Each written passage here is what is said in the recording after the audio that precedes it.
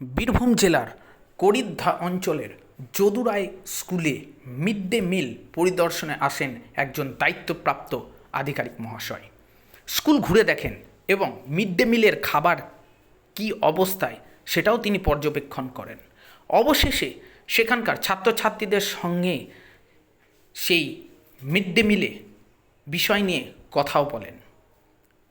তারপর আমাদের সংবাদ মাধ্যমে মুখোমুখি হলে তিনি ঠিক কী জানালেন সেই আধিকারিক মহাশয় তা শোনাবো আমাদের দর্শক বন্ধুদের।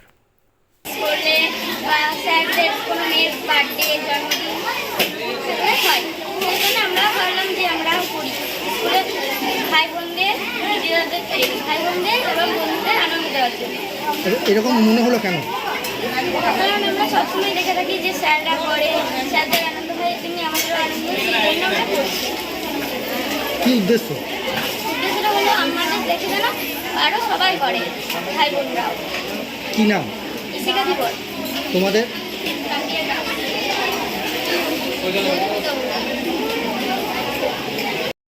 আমরা এসেছিলাম এখানে এবং এখানে আমরা মিড ডে মিল যে রেগুলার ইনস্ট্রাকশন হয় আমাদের, সেরকম সেই সূত্রে আমি কয়েকদিন আগে এখানে এসেছিলাম।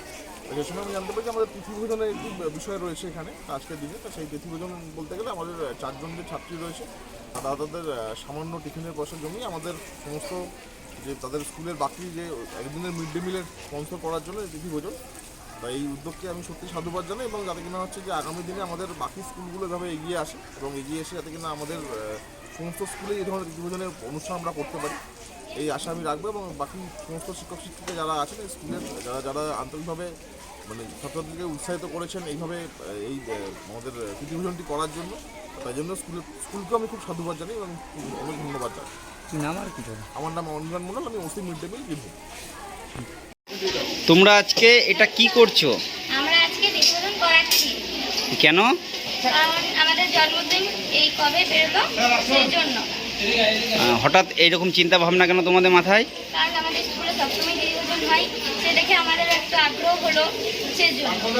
আচ্ছা, কেমন লাগছে? খুবই ভালো লাগে। কি নাম তোমার?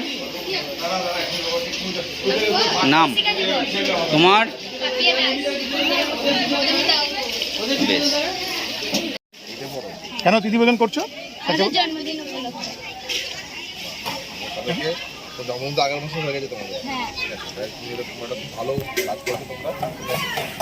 আমি এসেছি তোমাদের এই যে তোমরা যাতে আরো পড়াশোনা করে ভালো বড় হও তোমরা, ঠিক আছে? তোমরা সবাই কন্যাশ্রী পাচ্ছ তোমরা? হ্যাঁ। পাচ্ছ তো? আচ্ছা, ঠিক আছে। পড়াশোনা করতে ভালো লাগে তো?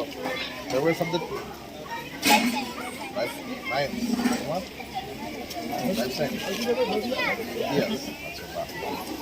এইখানটা দাঁড়িয়ে পড়ো, আমরা একটা ওদের সঙ্গে আমি দাঁড়িয়ে একটা ছবি। স্যার, এরা